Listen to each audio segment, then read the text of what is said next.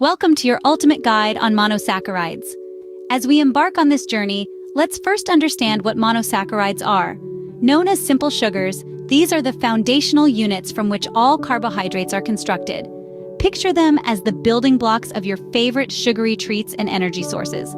But don't let the name fool you. Not all monosaccharides are sweet. These fascinating molecules are colorless, water-soluble, and crystalline organic solids. They are as essential to life as they are to a balanced breakfast, fueling our bodies and our brains. As we delve deeper into the realm of monosaccharides, we'll explore their different types, roles, and structures. So, buckle up and get ready to dive deeper into the fascinating world of monosaccharides. Did you know there are different types of monosaccharides? Well, indeed there are. Let's take a journey into the sweet world of monosaccharides and explore some examples. One of the most common monosaccharides that we encounter every day is glucose. This simple sugar is a major player in our body's metabolism, fueling our cells and keeping us energized.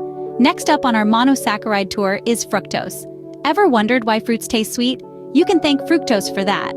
It's a natural sugar found in many fruits, and it's what gives them their sweet taste. And then there's galactose.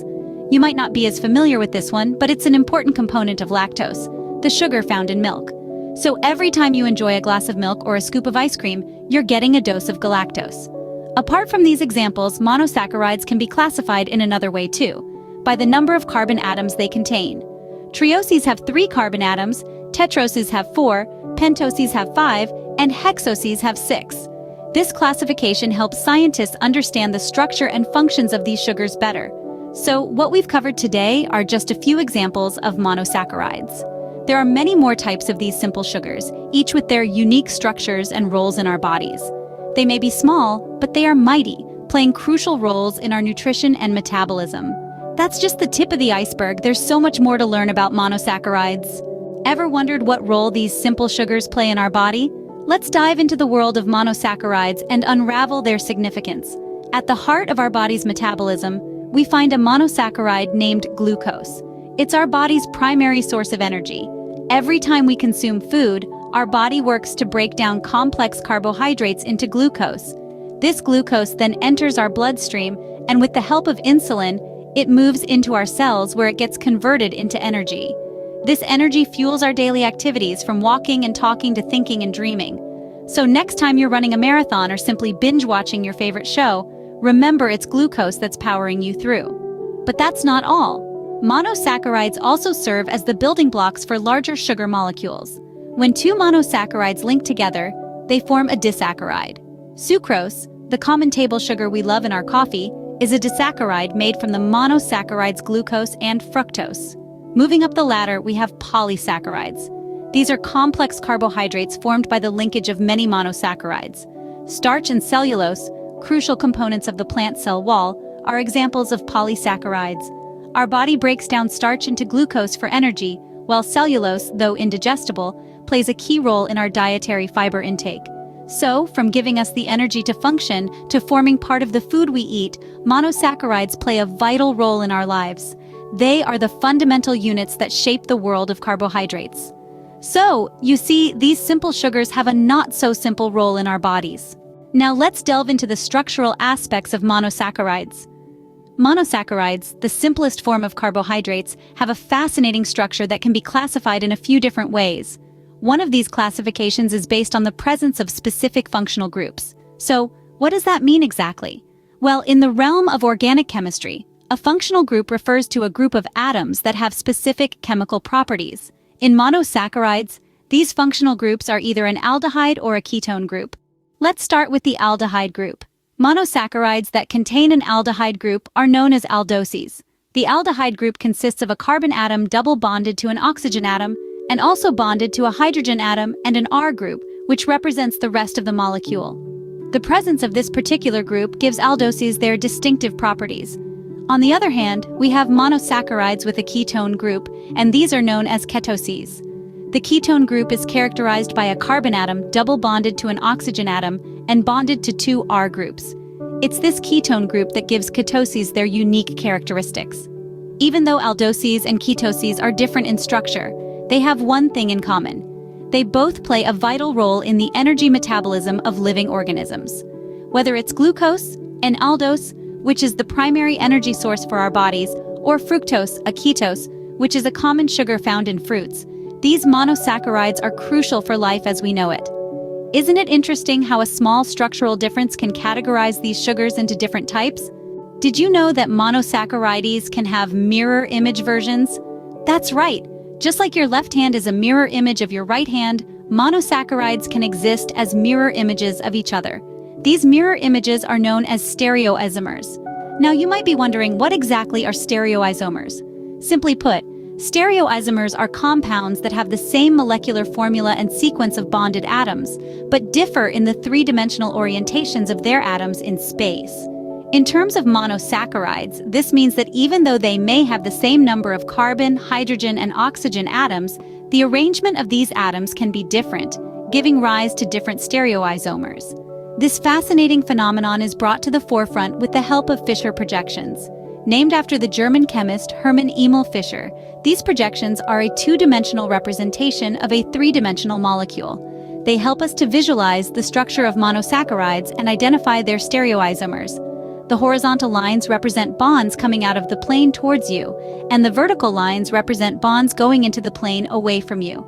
By using Fischer projections, we can identify the positions of the chiral or asymmetric hydroxyl groups in the monosaccharide. This helps us distinguish between the different stereoisomers of the sugar. Interestingly, these different spatial orientations aren't just for show. Each stereoisomer can have different biochemical properties, meaning they can behave differently in our bodies and have different roles in our metabolism. So, even in the world of sugars, there's a left and right, just like in our world. Let's explore the significance of D and L prefixes in monosaccharides.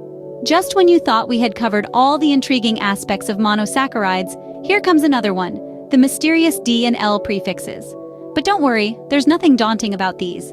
They're simply a way to differentiate between two stereoisomers of a monosaccharide. But what exactly are stereoisomers?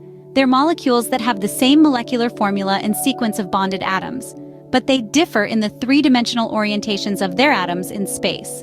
Now let's delve into the D and L prefixes. These letters stand for dextro and levo, respectively, which are Latin for right and left. These prefixes are used to indicate the direction in which a stereoisomer can rotate the polarization direction of light.